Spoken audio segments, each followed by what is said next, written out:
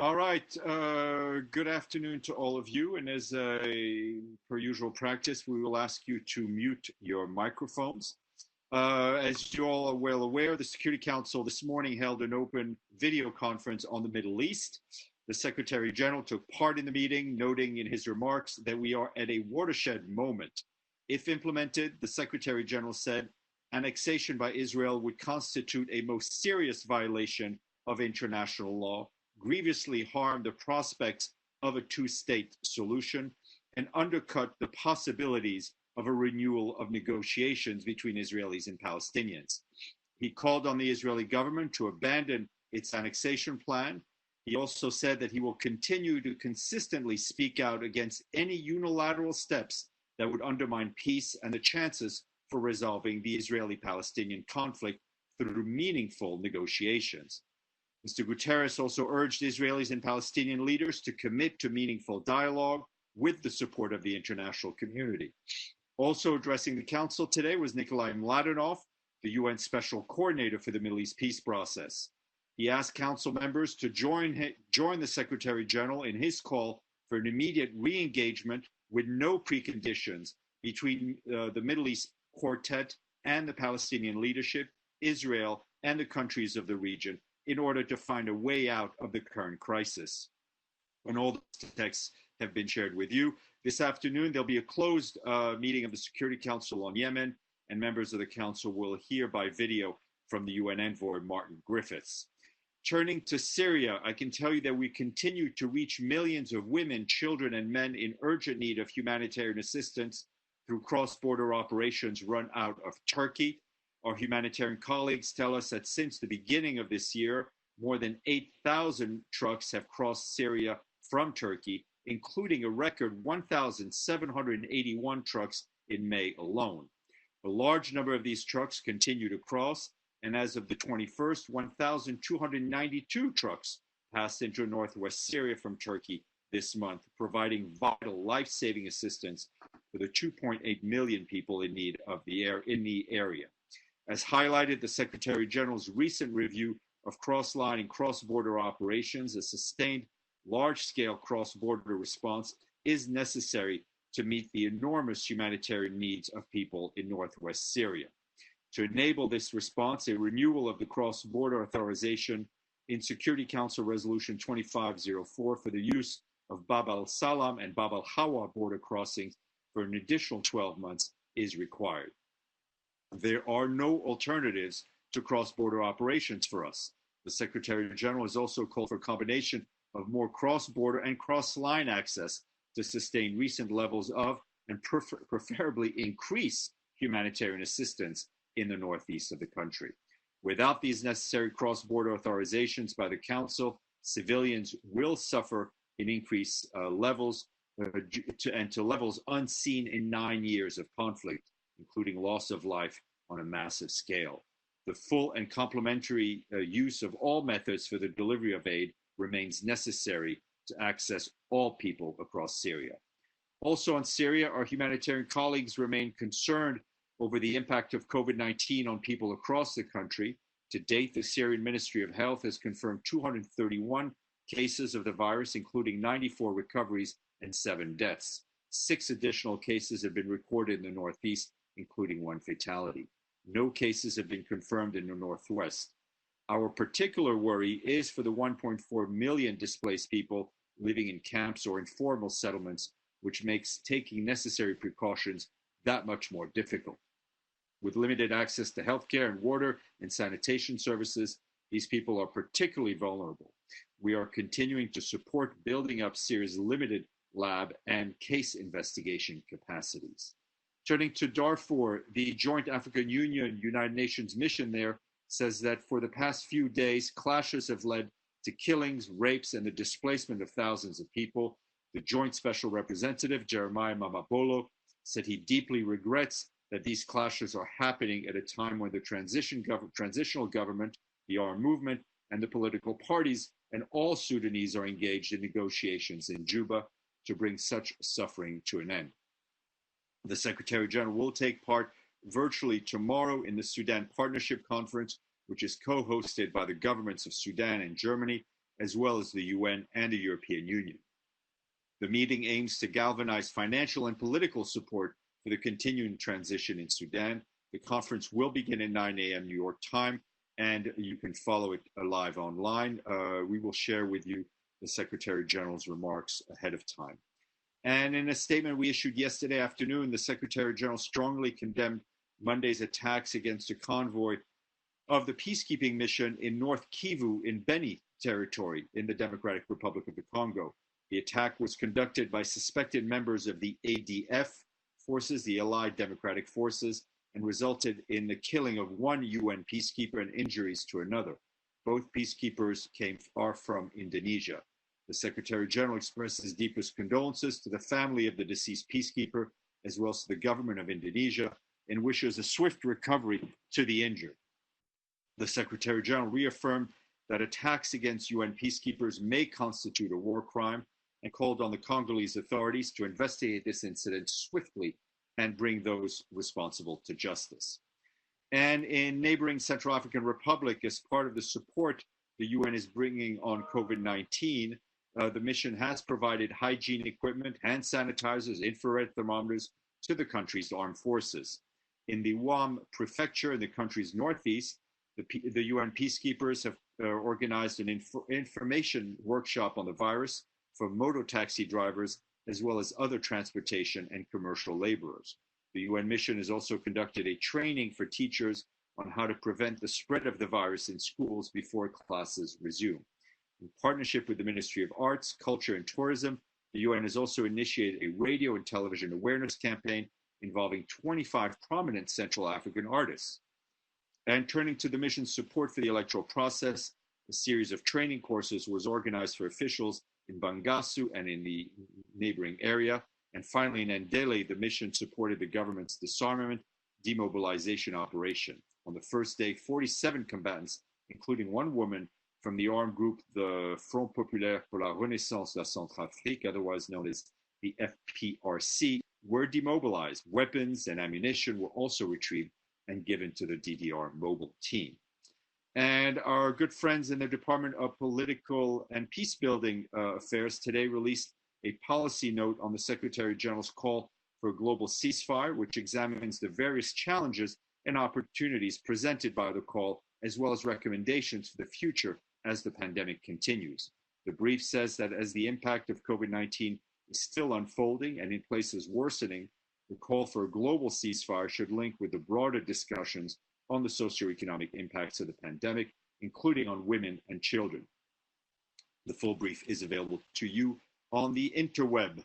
And a new report by the UN Conference on Trade and Development, otherwise known as UNCTAD, shows that ongoing efforts to lower greenhouse gas emissions are expected to spur further investments in green energy production. These investments have been steady over the years, standing at around 600 billion per year on average. UNCTAD also highlights the social and environmental impacts of the extraction of raw materials for car batteries and underlines the urgent need to address these concerns. As an example, about 20% of cobalt supplied from the DRC comes from artisanal mines where child labor and human rights abuses have been reported often. The full report is online. And I'm pleased to share with you two senior personnel appointments regarding our friends at the UN Fund for Population, UNFPA. The Secretary General today has appointed Diane Keita of Guinea as Assistant Secretary General to serve as the UNFPA's Deputy Executive Director for Program. Ms. Keita succeeds Dereje Wardofa of Ethiopia, to whom the Secretary General and the Executive Director of UNFPA are, of course, grateful for his dedicated service. Diane Keita, who recently served as Minister for Cooperation and African Integration with the Republic of Guinea, brings to the position nearly 30 years of experience with the UN system. She started her career in 1990 with UNDP in New York, and from this point held various successful programmatic leadership positions at the country level, serving as UNDP Deputy Representative and Acting Representative for several years. The Secretary General has also appointed Ib Peterson of Denmark as Assistant Secretary General.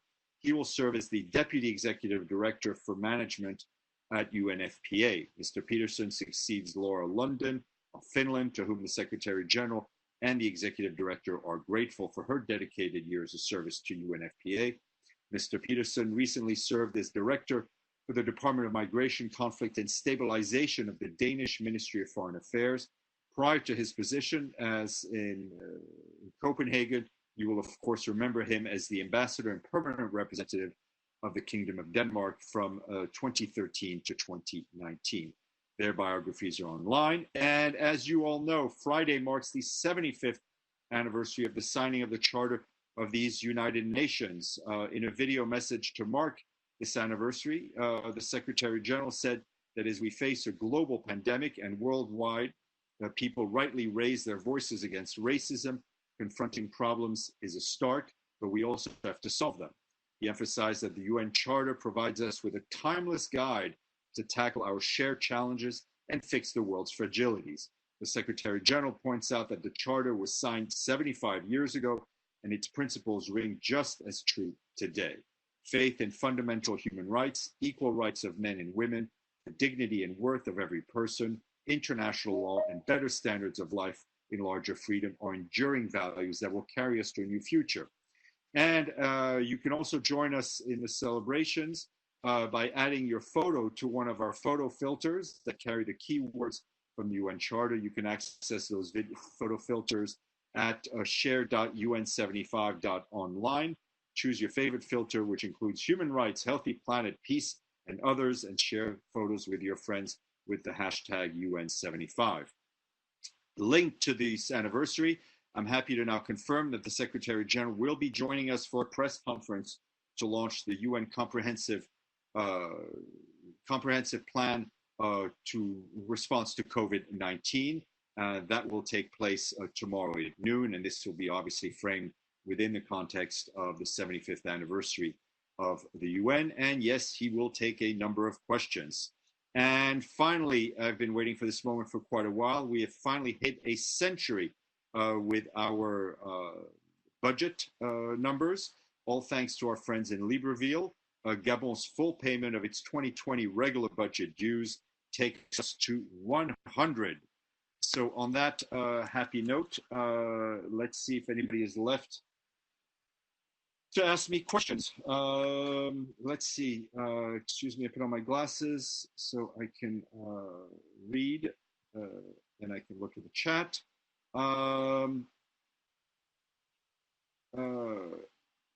Okay, Evelyn, you have a question. Evelyn?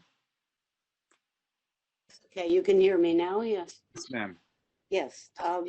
I'm a bit confused of why a meeting of the quartet would be an answer to anything on the annexation controversy, since the United States is a member of the quartet, and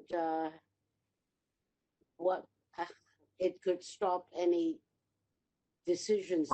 You know, obviously, a quartet and what the Secretary General and Mr. Mlanoff have been advocating is a meeting of not only the quartet, but also of the regional countries in the region. We feel that this would provide a conducive platform for Israelis and Palestinians to talk without preconditions. But obviously, any meeting of the quartet would need the green light of all members of the quartet to proceed. Thank you. Okay. Let me see if any other questions. I don't. Yes, Yoshita, go ahead. I can't hear you, Yoshita. Can you hear me now? Yes, ma'am. Thank you. Thank you. Hope you're doing well. Good to see you. Nice to see you. Stéphane, the US State Department has released the country terrorism reports today, and in which it said that Pakistan has not taken action against UN designated terrorists like Masood Azhar, who continue to be free in Pakistan, and also on other terrorist organizations operating against India and Afghanistan. So does the SG have a comment to ensure that UN designated terrorists and entities are taken action against by the countries? It's not for me to comment on the report issued by the State Department. Obviously, as a matter of principle, we do expect all member states to live up to their obligations as laid out in any relevant Security Council resolution or Security Council decision. Thanks. Thank you. James Bays, and then Abdelhamid. Okay, Steph, I have two questions, or second is a query. The first question, coming back to the quartet, clearly it's been made clear by the Secretary-General how urgent he sees the situation. It is pretty clear that 14 out of 15 members of the Security Council absolutely share his position. So why, as Mr. Mladenov's office is the coordinator for the peace process, why does he just not call a quartet meeting with regional players and just say, we're having it this day, and if only 3 of the 4 turn up with the quartet, so be it? That's really, the quartet functions, I think, as a unit. Let me put it this way: for any quartet to function, whether political or musical, you need the four parts of the quartet to be there.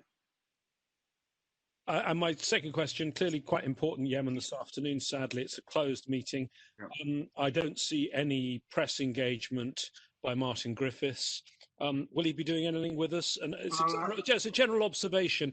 I understand the difficulties and restrictions of the last 3 months, but it would be very nice to hear from Stephanie Williams in a stakeout, from Martin Griffiths, from Mr. Pedersen, from Mr. Mladenov. I feel that the current restrictions mean sometimes we just get to speak to them going in and out of meetings. Yeah. We have less access. Can you please try and make particularly these key political issues, some of those envoys, more readily available, please? We will do our best, and I think we all, professionally at least, miss the informal encounters we all have with each other, sometimes even personally, but I know professionally, definitely. Okay, Abdelhamid. Thank you, Stéphane. My first question is, do you see the SG will be taking a further step and contacting the party? Maybe he would be giving a phone call to Prime Minister Netanyahu or President Abbas to see the chances for meeting the quartet. That's my first question. The Secretary General and especially his special representative, Mr. Mladenov, have been deeply engaged with the parties at various levels. And I think our message publicly and our message privately are completely in sync. And the Secretary General could not have been more clear today. Your second question, sir. The second question, yesterday, Stéphane, Ahmed Mustafa Erika, 27-year-old Palestinian, it was his sister's wedding night. He went to Bethlehem to bring his sister and mother from the salon. However, the Israeli checkpoint gunned him down in cold blood. Are you aware of this crime? Did it make any ripple within the? I just saw the press report. I mean, we obviously feel that this needs to be investigated fully, and I will check with Mr. Mladenov if there's anything else. Thank you very much. Okay.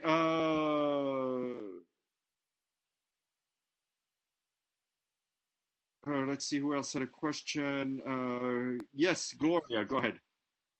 My question is, in general, from all the developing countries and those currently under severe conflict, do they have the capacity for telemedicine? And if not, can you estimate those who need it? Because frankly, right here in New York City, whenever I want a doctor, I have to use telemedicine, and it works.